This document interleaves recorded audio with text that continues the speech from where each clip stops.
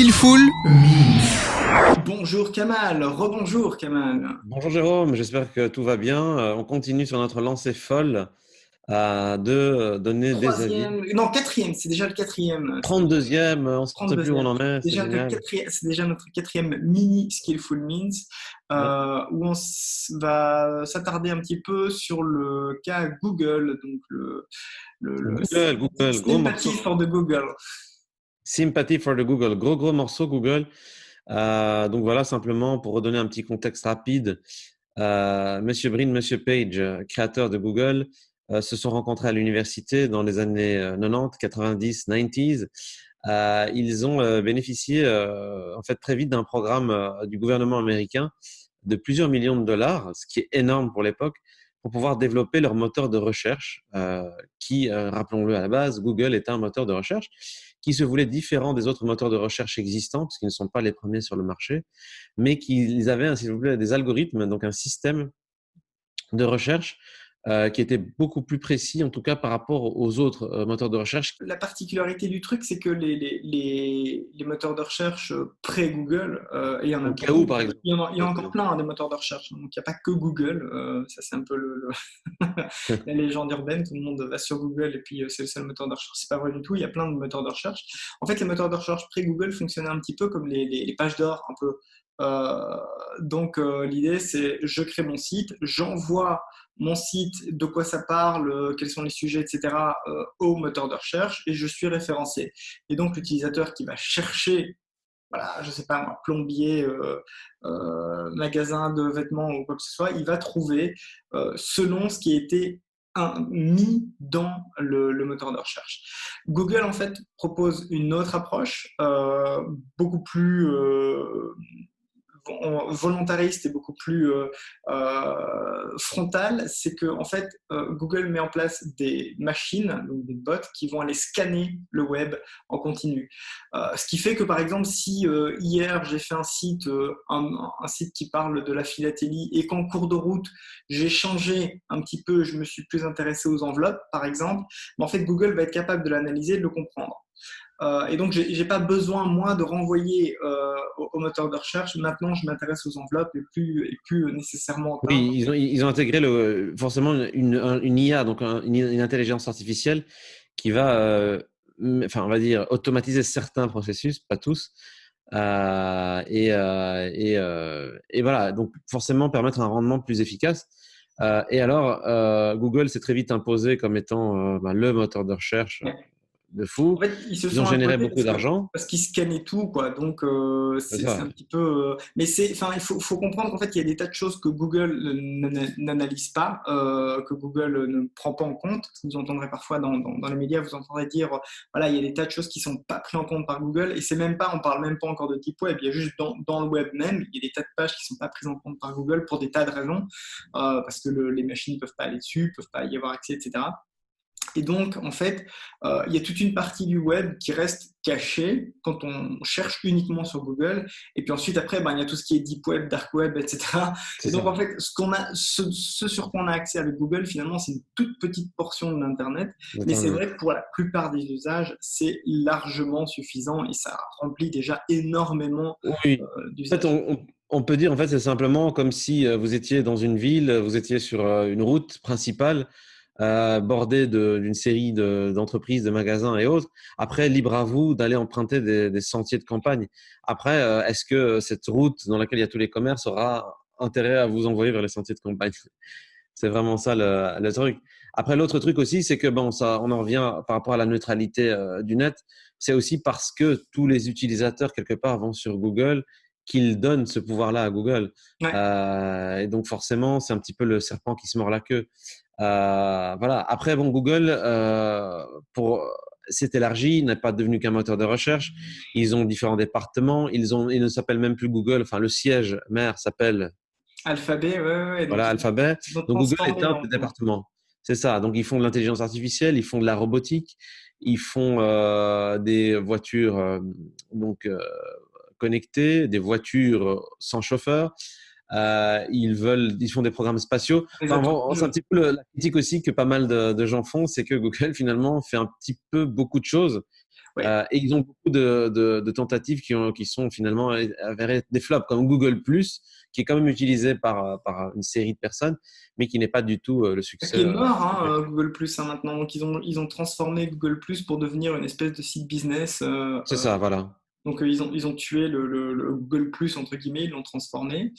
Ouais, donc en fait ça c'est un petit peu le syndrome Google. C'est le meilleur exemple pour moi. Il y a deux trucs, c'est la voiture autonome et les Google Glass, quoi. C'est deux produits en fait qui t'ont mais survendu, genre c'est nous les meilleurs du monde, regardez, Ouais. c'est nous qu'on a le produit top qualité, c'est vers nous qui l'avenir, c'est chez nous. Et puis en fait les Google Glass, voilà, Je me bon. rappelle, ils étaient à 1 500 $, donc pour un outil qui fonctionnait pas très bien. Et en fait, Ouais, c'était mais enfin, surtout que le smartphone faisait la même chose finalement que les Google oui, Glass. d'accord, mais enfin, je veux dire, il y a des mecs qui sont capables de claquer 2 000 € pour un téléphone, donc pourquoi pas 1 500 balles pour des lunettes? Enfin, ça, c'est pas tellement le problème du prix, à mon avis, c'est plus le problème du produit en tant que tel qui est vraiment merdique. Mais en fait, qui faisait doublon par rapport au téléphone, parce qu'il n'amenait pas vraiment de plus-value extraordinaire. Ouais, je sais pas à quel niveau ils se sont plantés, parce que c'est plus complexe que ça à analyser. Il faudrait aller voir un petit peu plus en C'est profondeur. ça. Après, après maintenant, Monsieur Brin et Monsieur Page ne sont plus du tout, en tout cas, CEO. Ils sont évidemment fondateurs, ils sont évidemment toujours dans le conseil d'administration, mais maintenant ils ont changé de Oui, non, CEO. c'est Sundar Pichai qui a repris donc tout l'ensemble Alphabet, donc qui comprend Google maintenant. Donc. Mais c'est vrai que enfin, tu parlais des réseaux sociaux en même temps. Enfin, je vais finir la voiture autonome. Juste, ben voilà, ils l'ont annoncé en fanfare comme étant le produit qui allait tout révolutionner. On l'attend toujours et on ne sait toujours pas si éventuellement elle sortira un jour parce que voilà, c'est Google. Donc il y a des trucs qui sortent pas. Et puis à côté de ça, ils développent plein de trucs. C'est vrai qu'ils ont racheté Boston Dynamics, donc les robots. Hein, ça, vous les avez peut-être vus dans l'actualité, parce qu'à Singapour, donc les robots chiens, comme on voit dans.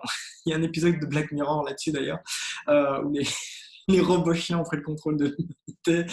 Mais en fait, donc ça, maintenant c'est Google. Il y a d'autres trucs aussi. Ils ont une boîte, mais c'est typiquement. Enfin, Google, j'ai envie de dire, pour les résumer vraiment, parce que c'est le sentiment que la boîte me donne, c'est de l'arrogance de Plouc. Je vais être Qu'est-ce que tu entends méchant, par arrogance de Plouc? mais ça me donne vraiment cette impression-là, parce qu'ils se présentent toujours comme étant les plus avancés, les meilleurs, etc. Et puis en fait, ils sortent rien ou quasiment rien.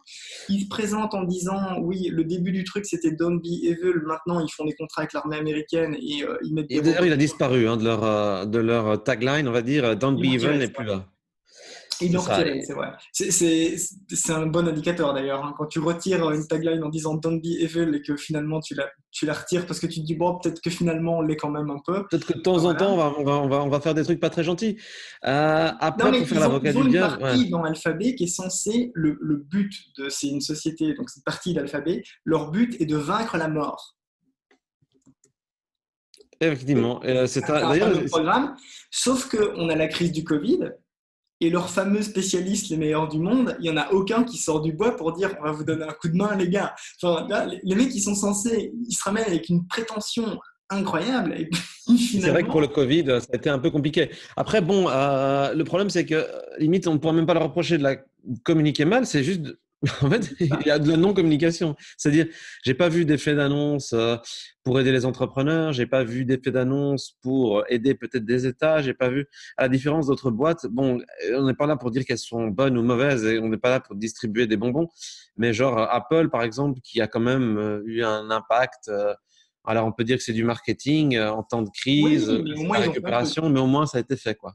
Oui. Ouais. C'est vrai, enfin, donc Facebook qui a fait plein d'annonces aussi pour essayer d'ouvrir le truc. Alors on était très gentil avec Facebook, c'est vrai, dans un Mini Skillful Minutes précédent.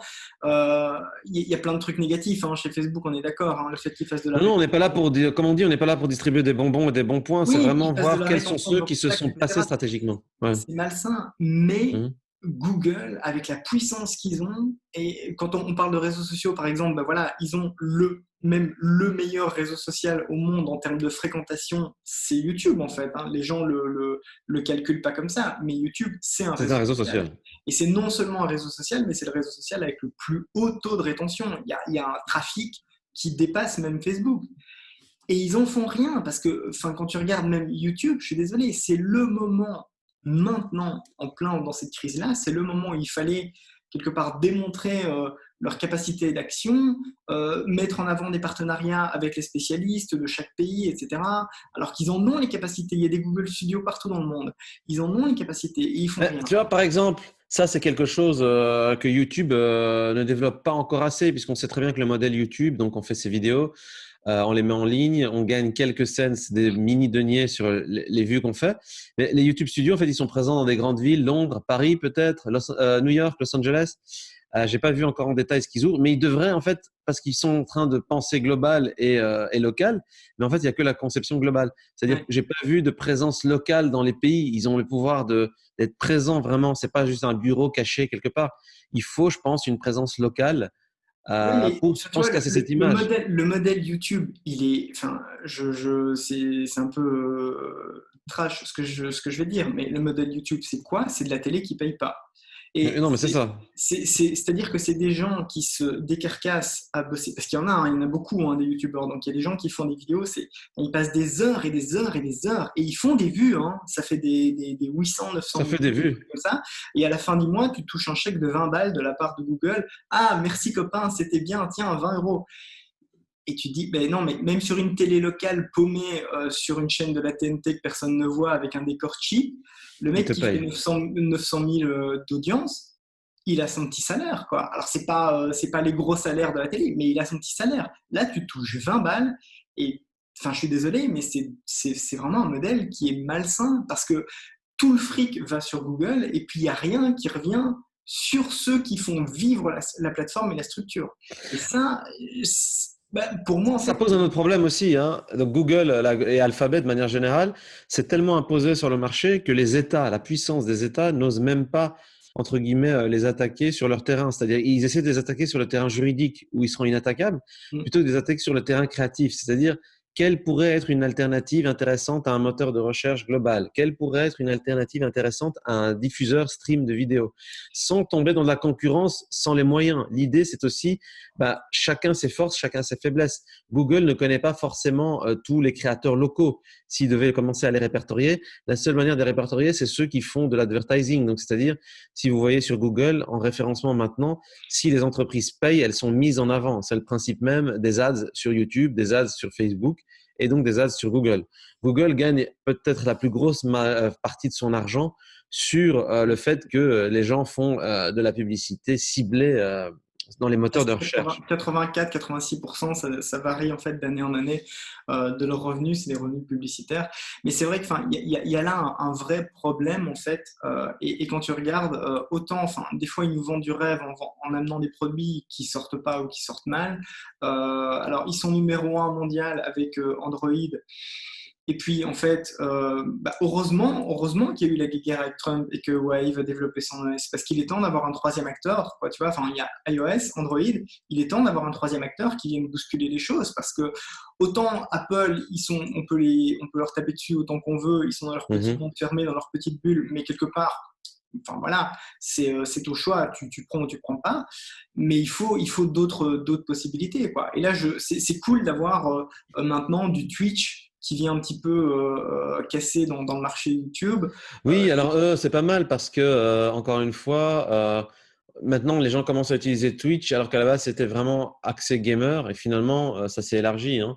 Ouais. Donc il y a des politiciens qui sont sur Twitch, il y a des sociologues, des gens qui Ouais, veulent simplement. quand tu Ouais. regardes même Fortnite, ce que Fortnite fait maintenant, où quelque part ils sont en train de disrupter leur modèle de jeu vidéo pour devenir un petit peu une espèce de hub où ils vont accueillir des expositions, des concerts, des machins, des events. Enfin, ça devient vraiment un univers à part. Ça, c'est assez intéressant, l'émergence comme ça de métaverse à travers différentes expériences.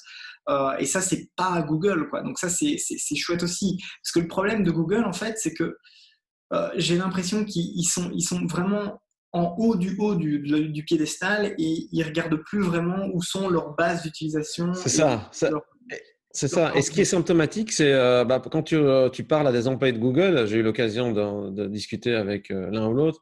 En fait, ils sont tellement embourgeoisés dans un confort, de nourriture, matin, midi et soir, sport, sauna, enfin j'exagère, enfin quoique, si, il y a sauna. piscine, ce genre de choses, que du coup, ils sont bourgeoises. Et donc, même ces mecs qui travaillent chez Google, en fait, ils sont plus trop, on n'a plus trop envie de les débaucher dans d'autres compagnies parce qu'on se dit, les mecs sont tellement confort parce que ça y est, c'est life Oui, achievement. Et oui. ça, c'est peut-être cette énergie. Vous savez, en fait, Google est un petit peu au niveau de Rocky 3, quoi. Ils ont perdu l'œil du tigre. Ça ne veut pas dire qu'ils continuent pas à engranger beaucoup d'argent et à innover. Ça veut juste dire qu'on sent de manière générale que c'est pas leur moment où c'est les outsiders, quoi. Et c'est Oui, peut-être, et dans la crise du Covid, tu as l'impression qu'ils sont occupés, parce que ça fait un petit temps qu'ils sont occupés de refaire leur organisation interne, mais que finalement, ils n'ont pas nécessairement pris le pas ou pris conscience de ce que ça impliquait, de ce qu'ils pouvaient faire, de ce sur quoi ils pouvaient agir. Donc, ils sont vraiment en retrait, ils communiquent pas. On ne sait pas ce qu'ils font sur beaucoup, beaucoup de sujets. Et donc, enfin voilà, c'est un peu triste, quoi. Il y a même des trucs, enfin moi je trouve ça dingue. Il y a des produits qui sortent, genre les Pixels, donc c'est l'iPhone de Google en quelque sorte. Donc c'est un téléphone produit par Google en dur avec donc le système d'opération et la machine. Et donc, toutes les reviews sont au top. Ça a l'air d'être un très très bon produit.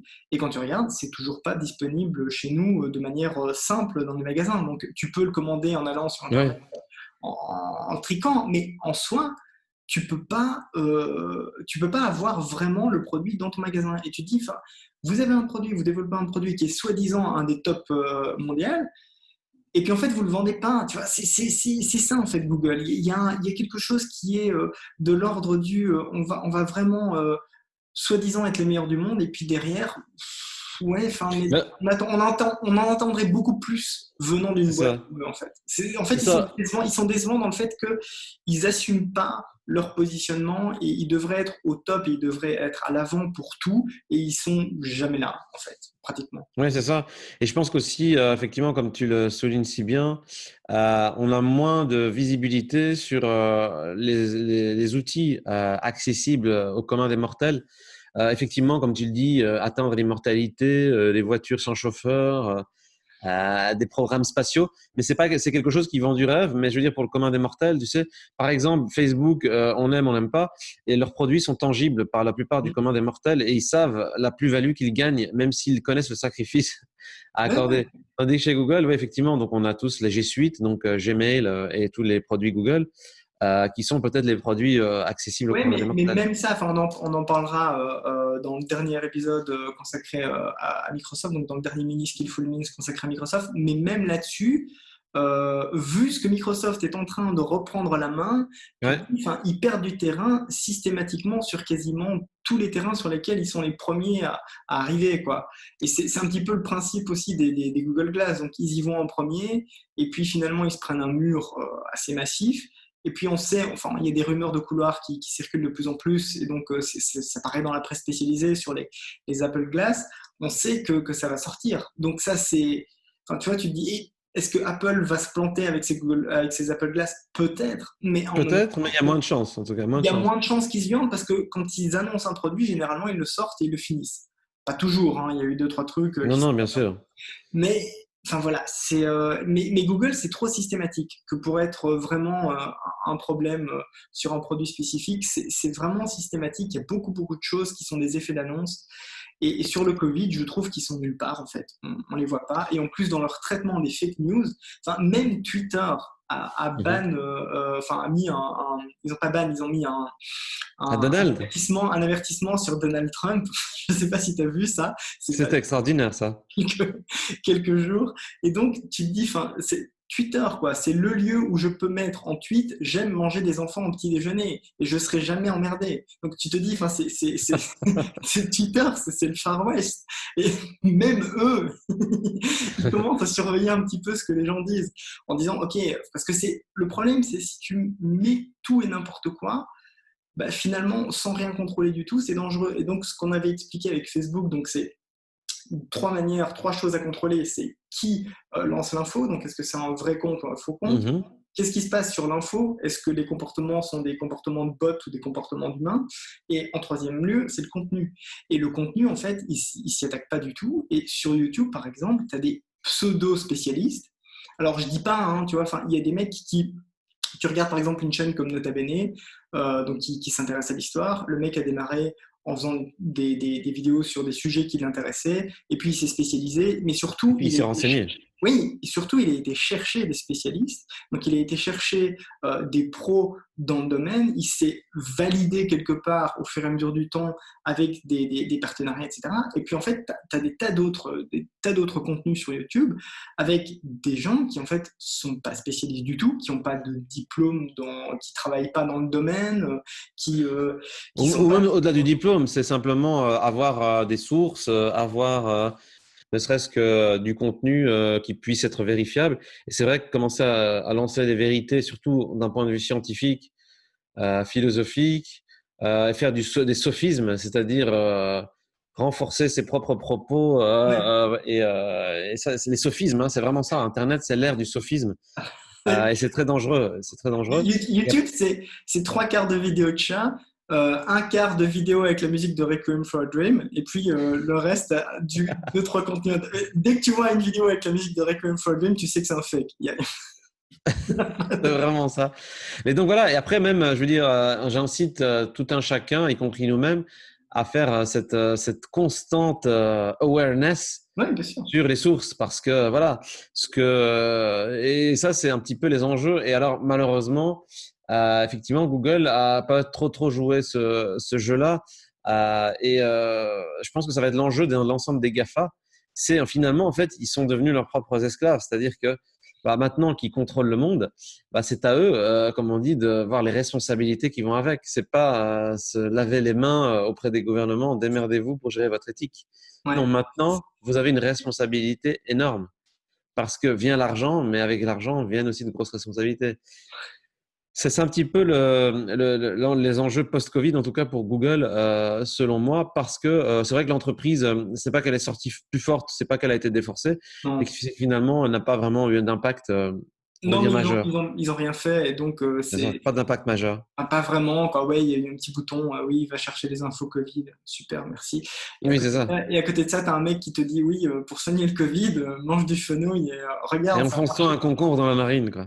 Ça Non, c'est dangereux, c'est très dangereux. a marché pour ma grand-mère et pour ma petite sœur. Voilà, donc bon, on s'arrête un peu là sur le cas Google. Il y a encore beaucoup de choses à dire, à mon avis.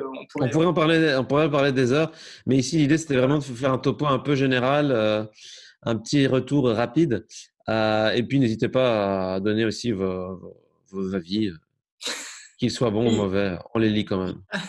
À très vite pour le dernier épisode des Mini Skillful Memes consacré à Microsoft. Skillful Memes.